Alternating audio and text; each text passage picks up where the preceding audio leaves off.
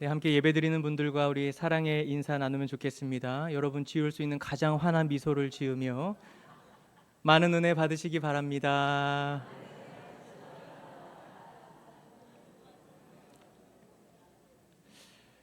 네, 오늘 에고 에이미 마지막 시간입니다.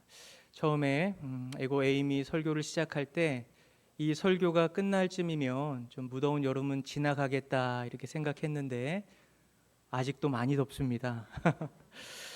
성덕교회 교인은 아니신데 유튜브를 통해 또 이렇게 설교를 듣는 분이 저에게 어느 날 이렇게 질문을 했습니다.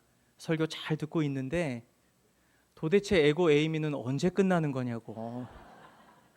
네, 오늘이 드디어 마지막 시간입니다. 이제 거의 다 외우시죠? 우리 처음부터 한번 같이 해볼까요?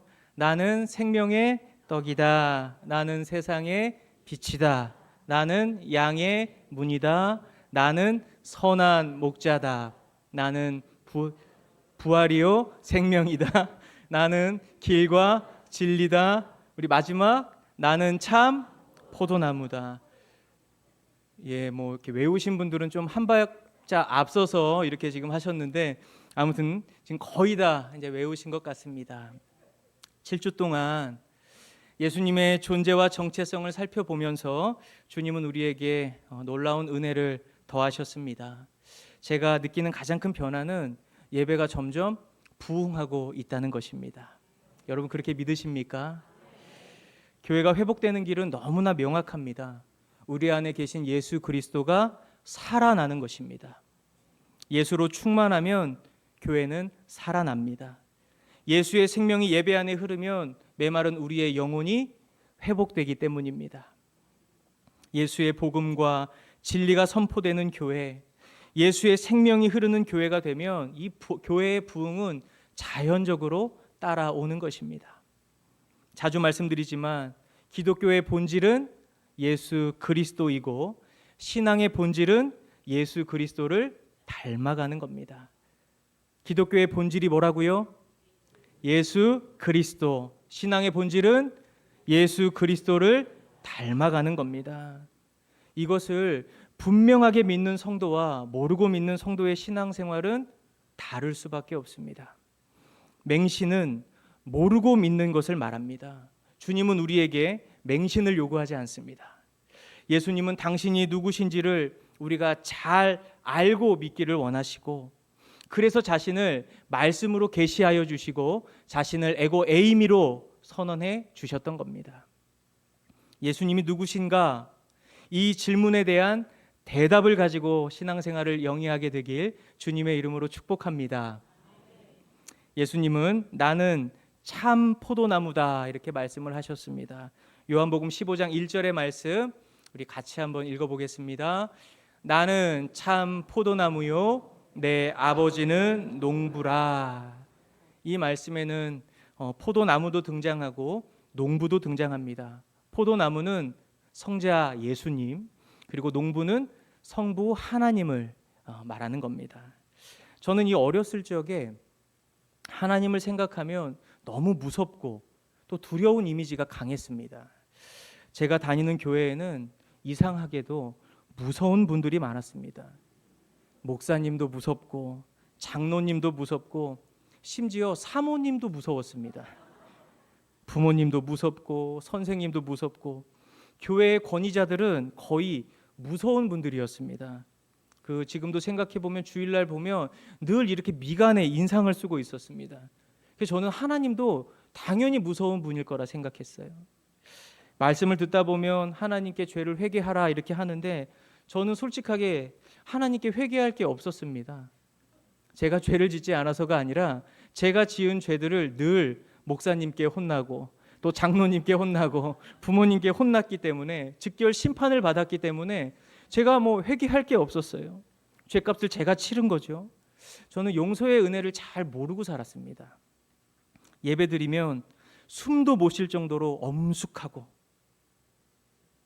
지금 거의 이런 분위기 속에서 국회의사당과 같은 분위기에서 제가 예배드리며 자랐기 때문에 이 하나님은 저에게 무서운 존재로 각인이 되었습니다. 하나님은 죄를 책망하시고 꾸짖으시고 벌을 내리시고 죄에 대해 엄중히 심판하시는 분으로만 저에게 각인이 되었던 겁니다. 그런 저에게 방금 읽은 말씀, 내 아버지는 농부라. 이 말씀을 듣는데 하나님에 대해 제가 갖고 있었던 이 이미지가 조금 깨지기 시작했습니다. 하나님에 대한 이미지가 조금 교정되는 것 같았어요. 무섭고 두려운 하나님에서 뭔가 친근하고 너털 웃음을 짓는 하나님이 느껴졌습니다. 여러분은 하나님이 농부라는 표현 어떠십니까? 이 농부라는 말이 일단 저에게는 너무 친숙하게 다가왔고, 사랑의 마음으로 농작물을 키우고 때마다 물을 주고 거름을 주고 나무가 열매를 잘 맺을 수 있도록 끝없는 관심을 가지고 돌보는 농부처럼 제가 믿고 있는 하나님이 너무나 다정하고 친절하게 다가왔습니다. 여러분이 믿고 있는 하나님은 어떤 분이십니까? 하나님은 농부처럼 오늘도 저와 여러분의 삶을 가꾸시고 또 보호하시고 많은 열매를 맺을 수 있도록 인도해 주고 계십니다. 믿으십니까? 바라기는 영원한 사랑으로 우리를 돌보시는 친절한 하나님, 선하시며 인자하시는 하나님을 이 신앙의 여정 가운데 많이 경험하는 시간이 되기를 간절히 축복합니다. 우리 본문으로 돌아가서 예수님은 자신을 참 포도나무다 이렇게 선언하셨습니다. 그냥 포도나무가 아니라 참 포도나무다 이렇게 선언을 하셨는데, 이것은 지난주에 길과 진리를 살펴보면서 말씀드린 것처럼 그냥 길이 아니라 그 길, 그냥 진리가 아니라 그 진리, 길과 진리는 오직 하나, 더 웨이, 더 트루스라는 선언처럼 여러 포도나무 중에 하나가 아니라 오직 하나, 생명을 주는 나무, 열매를 맺게 하는 나무는 오직 예수님 자신뿐이다. 이것을 선언하셨던 겁니다. 그렇다면 여러 나무들 중에 왜 자신을 포도나무로 비유하셨을까요? 나무를 대표하는 백향목 나무도 있고 또 참나무도 있고 자작나무도 있고 여러 나무들이 있을 텐데 왜 포도나무로 자신을 비유한 것일까요? 이스라엘을 대표하는 나무들이 있습니다. 무화과 나무, 올리브 나무, 또 포도나무입니다. 이 나무들은 중동의 건조한 기후에서도 잘 자라는 나무들입니다. 이것들의 공통점이 있는데 나무는 별로 쓸모가 없다는 겁니다. 무화과, 또 올리브, 포도나무는 열매를 맺는 것에 특화된 나무입니다. 이 포도나무의 비유의 핵심은 나무가 아닌 것이에요. 열매인 것입니다. 그래서 오늘 본문 말씀에도 열매라는 단어가 자주 반복되는 겁니다. 요한복음 15장 2절의 말씀 우리 다 함께 읽어보겠습니다. 무릇 내게 붙어 있어 열매를 맺지 아니하는 가지는 아버지께서 그것을 제거해 버리시고 무릇 열매를 맺는 가지는 더 열매를 맺게 하려 하여 그것을 깨끗하게 하시느니라. 아멘. 이 포도원 주인은 열매를 맺지 못하는 가지를 제거합니다. 이 가지치기를 해주는 거죠. 그것을 제거하는 목적은 열매를 맺는 가지에 더 많은 열매를 맺게 하려는 겁니다. 포도나무에 많은 가지가 있지만 모두가 열매를 맺는 것은 아니에요. 열매를 맺는 가지가 있는가 하면 열매를 맺지 못하는 가지가 있습니다. 신앙생활도 마찬가지입니다. 하나님을 믿고 살아가는 건 다 동일한데 열매를 맺으며 살아가는 성도가 있고 아무런 열매가 없는 성도가 있습니다. 주인이 어떤 사람에게는 5달란트를 맡기고 또 어떤 사람에게는 1달란트를 맡겼습니다. 훗날 결산하는 날에 5달란트를 맡겼던 이 사람은 10달란트를 가져왔는데 1달란트를 받은 사람은 1달란트 그대로 가져왔습니다. 주인은 10달란트를 남긴 자에게는 착하고 충성된 종이다 이렇게 말하였지만 아무런 달란트를 남기지 못한 종에게는 악하고 게으른 종이다 이렇게 말했습니다. 나는 하나님을 올바로 믿고 살아가고 있는가? 나의 신앙생활을 점검하는 가장 정확한 방법은 열매를 확인하는 겁니다.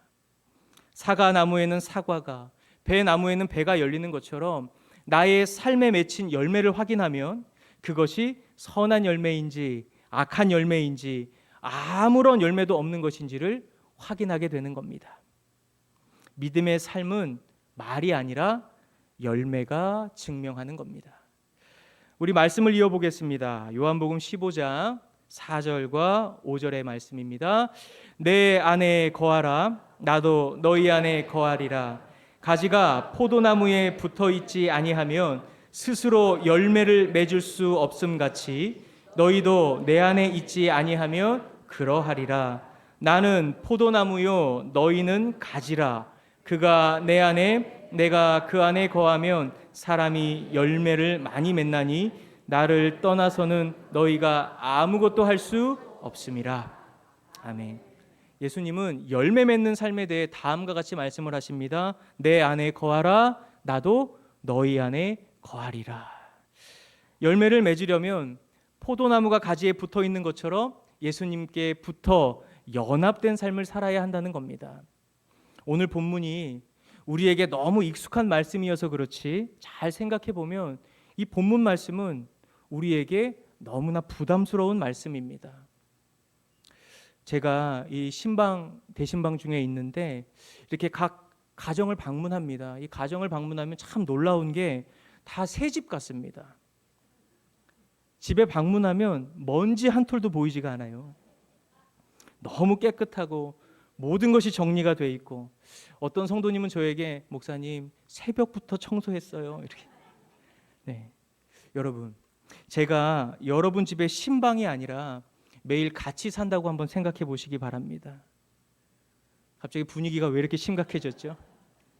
거실에 나왔는데 제가 상 펴고 앉아 있고, 제가 말씀 준비할 거니까 좀 조용히 해달라 그러고, 매 끼 같이 식사하고, 생각만 해도 너무 불편하고 부담스럽고, 이게 보통 심각한 일이 아니죠. 나도 너희 안에 거하리라. 이 말씀은 전능하신 예수님께서 나의 안에 계시다라는 말씀입니다.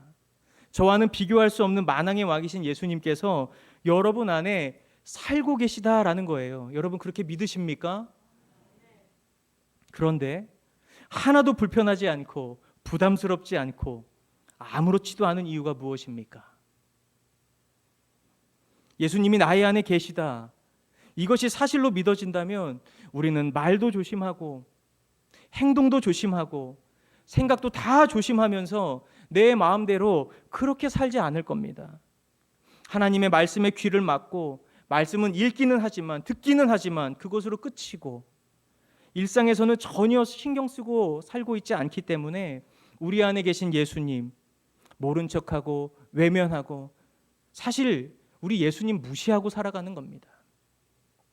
전능하신 예수님이 내 안에 계시다, 이것을 믿는다면 우리는 염려할 것도 불안할 것도 없을 텐데, 가정, 자녀, 건강, 사업, 미래에 대해 우리는 얼마나 불안하며 또 두려워하며 살고 있습니까?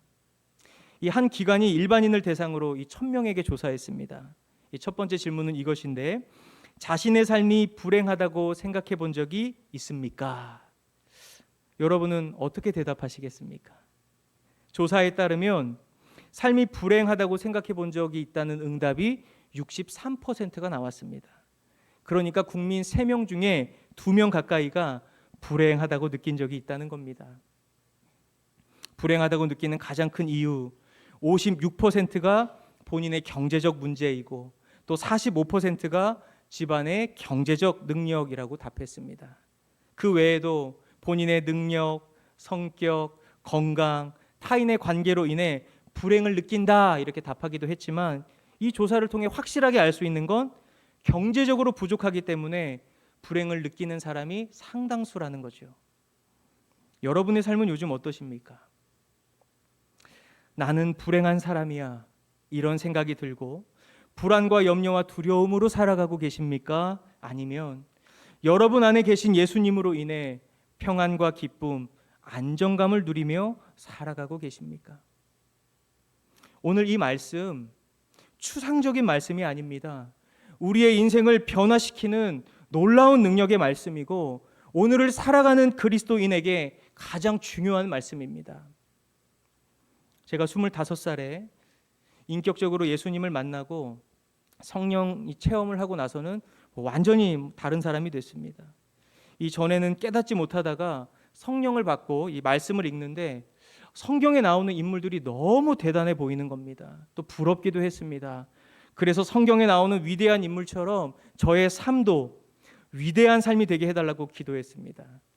이스라엘 민족을 애굽에서 건져낸 모세처럼, 또 바알과 아세라 그 선지자들과 그 850명과 대결한 엘리야처럼, 또 사자굴에 들어갔지만 멀쩡하게 살아 걸어 나온 다니엘처럼 이 시대와 민족 가운데 크게 쓰임 받는 사람이 되게 해달라고 그런 갈망의 마음을 가지고 기도했습니다. 그렇게 기도하는 저에게 주님은 모세처럼, 엘리야처럼, 다니엘처럼 그렇게 살아라 말씀하지 않으셨습니다. 그런 저에게 주님이 주신 말씀이 오늘 본문인 요한복음 15장 4절이었습니다. 내 안에 거하라, 나도 너희 안에 거하리라. 주님이 제게 주시는, 제게 요구하시는 삶은 너무나 단순했습니다. 내 안에 거하라, 나에게 붙어 있어라, 이것뿐이었습니다. 예수님과 연합된 삶, 예수님처럼 생각하고 말하고 행동하는 삶에 대해 주님은 요구하셨던 겁니다. 예수님께서 나아가라 하면 나아가고, 예수님께서 멈춰라 하면 멈추고, 모든 순간 예수님과 함께하면 하늘의 능력이 함께한다는 것을 보여주시고 경험하게 하셨습니다. 주님 말씀하시면 내가 나가리라. 주님 뜻이 아니면 내가 멈춰서리라. 나의 가고 서는 것 주님 뜻에 있으니 오 주님 나를 이끄소서. 우리 같이 고백하겠습니다. 주님 말씀하시면 내가 나가리라. 주님 뜻이 아니면 내가 멈춰서리라. 나의 가고 서는 것 주님 뜻에 있으니 오 주님 나를 이끄소서. 아멘. 주님 말씀하시면 나아가고, 주님 멈춰서라면 멈춰서는 그 주님과 붙어 있고 주님께 연합된 삶에 대해서 주님은 저에게 말씀하셨어요. 그 요구는 너무나 단순했지만 그것이 가장 강력한 능력이라는 것을 이 말씀을 살아내면서 경험하게 되었습니다. 세상에는 걷는 놈이 있습니다. 걷는 놈 위에 뛰는 놈이 있습니다. 뛰는 놈 위에 나는 놈이 있습니다. 그런데 나는 놈 위에 더 뛰어난 놈이 있습니다. 누군지 아십니까? 나는 놈 위에 붙어 있는 놈입니다. 자신의 힘을 하나도 쓰지 않으면서 가장 빠르게 가는 거죠. 예수님께 붙어 있는 사람, 그 사람이 가장 지혜로운 사람입니다. 가지는 스스로 열매를 맺을 수 없습니다. 포도나무에 붙어 있어야 열매를 맺을 수 있습니다. 다시 말해 우리는 스스로 열매를 맺을 수 없습니다. 예수님께 붙어 있을 때 하늘의 능력이 공급되는 것이고 열매를 맺는 삶이 되는 겁니다. 붙어 있어야 에고 에이미, 생명의 떡, 세상의 빛, 양의 문, 부활 생명, 길과 진리 되시는 예수님의 능력이 나의 능력이 되는 것입니다. 우리가 신앙생활 하면서 지치고 소진되고 또 열정을 잃어버리게 되는 이유는 예수님과 분리되어 있기 때문입니다. 요즘 스마트폰 다 사용하고 계십니다. 스마트폰 하나면 안 되는 게 없는 세상입니다. 사람들이 모두 이 스마트폰 달고 살기 때문에 오죽하면 5장 6부가 아니라 5장 7부다 이렇게 말하기도 합니다. 그런데 스마트폰이 아무리 스마트해도 똑똑해도 배터리가 방전되면 사용할 수가 없습니다. 그래서 사람들은 보조 배터리 챙겨 다니기도 하고 어디를 가든지 충전 포트를 찾고 늘 충전기를 챙겨 다니는 거예요. 사람도 마찬가지입니다. 영혼이 방전되면 아무것도 할 수가 없습니다. 영혼이 소진되고 탈진하면 육체는 무기력함을 느끼게 되고 일상의 활력을 잃게 되고 그러다가 삶의 목적도 잃어버리게 되는 겁니다. 사람은 충전을 해야 합니다. 영혼의 충전을 통해 회복되어야 합니다. 그래서 주님은 우리에게 붙어 있어라, 나로부터 충분한 공급을 받으라 말씀하시는 것입니다. 우리의 영혼이 충전되고 회복되는 방법은 예수님과의 친밀함, 그 영적인 교제에 달려 있습니다. 이 교회를 다니던 한 남자 청년이 있었는데 젊은 청년이라 또 잠이 많았습니다. 늘 늦잠 자서 회사도 걸핏하면 늦는데 이 교회는 오죽하겠습니까? 리더로 세워놨는데 매번 늦고 예배도 빠지고 리더 모임에 빠지기 일쑤고 안 되겠다 싶어서 제가 한번 불러다가 권면을 좀 해야 되겠다 이렇게 생각했습니다. 어느 날부터 이 청년의 태도가 완전히 달라졌습니다. 늘 지각만 했는데 일찍 오기 시작한 겁니다. 이 예배도 모임도 모두 참석했습니다. 이 얼굴에는 조각처럼 깊게 새겨진 그 피곤함도 다 사라져 보였습니다. 제가 이렇게 생각했죠. 드디어 주님을 만났나 보다. 성령님을 받고 드디어 사람이 변화되었나 보다. 이렇게 생각을 하고 다른 청년들에게 어떻게 된 건지 한번 제가 확인해 봤습니다. 결과는 충격적이었습니다. 청년은 주님을 만난 게 아니라 새로운 자매를 만나기 시작했던 겁니다. 교회에 새로 나온 자매와 썸을 타기 시작했고 그 자매가 참석하는 모든 모임과 예배는 빠지지 않고 그 누구보다 성실하게 참석했던 겁니다. 여러분, 이 사랑만 해도 사람이 이렇게 달라집니다. 남자 청년에게 아무도 모임에 참석해라, 예배에 참석해라 강요한 적이 없어요. 그냥 사랑하니까, 교제하니까 사람이 달라지고 신앙생활이 달라졌던 겁니다. 내 안에 거하라, 나도 너희 안에 거하리라. 오늘 예수님의 요청은 우리를 향한 사랑의 초대입니다. 주님은 우리와 깊은 교제를 나누기를 원하십니다. 예수님은 제자들과 3년을 동고동락했습니다. 제자들의 모습 너무나 형편없었고 또 십자가 지실 때 모두가 떠났고 심지어 부인한 제자도 있습니다. 세상의 눈으로 보면 예수님의 제자 교육은 마치 실패한 것처럼 보입니다. 그러나 이 12제자 결국 위대한 사도가 되었고 하나님 나라의 큰 일꾼으로 성장했습니다. 제자들이 위대한 사도가 될 수 있었던 것은 예수님과 함께한 3년의 시간이 있었기 때문입니다. 예수님과 교제하며 함께 먹고 마시고 웃고 즐기고 슬퍼하고 눈물 흘리고 감격했었던 그 모든 시간들이 제자들을 진정한 제자로 만들어가기 시작했다는 거죠. 우리도 마찬가지입니다. 예수님과 교제하면 삶은 회복되고 충전되는 겁니다. 예수님과 연합하여 살아가면 막혀 보이던 나의 인생도 풀리기 시작하는 것이고 상상도 할 수 없었던 길이 내 앞에 열리게 되는 겁니다. 사랑하는 여러분, 예수님과 교제하는 삶이 되시길 바랍니다. 묵상하시기 바라고 또 말씀을 날마다 읽으시기 바랍니다. 또 어디에 있든지 찬양하시고 예수님을 항상 바라보면서 예수님을 일상 속에서 놓치지 않고 살아가시길 간절히 바랍니다. 이제 말씀을 정리하도록 하겠습니다. 이 사람의 성장 과정은 아기로 태어나고 유년, 소년, 청소년, 청년을 지나 어른으로 성장하면서 독립하게 됩니다.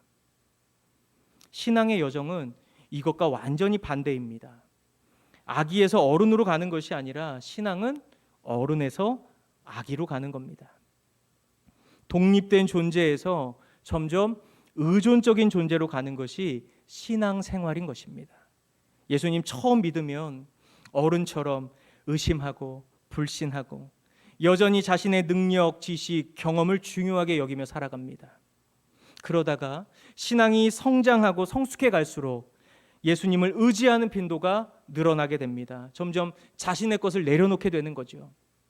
신앙의 계절을 지나면서 장성한 분량에 이르게 되면 거의 아기와 같은 모습이 됩니다. 자신의 부족함, 연약함 다 인정하게 되고 주님, 저는 주님이 아니면 아무것도 할 수가 없습니다. 하나님의 은혜 아니면 살 수가 없습니다. 그렇게 고백하며 전적으로 주님만 바라보고 의지하게 되는 겁니다.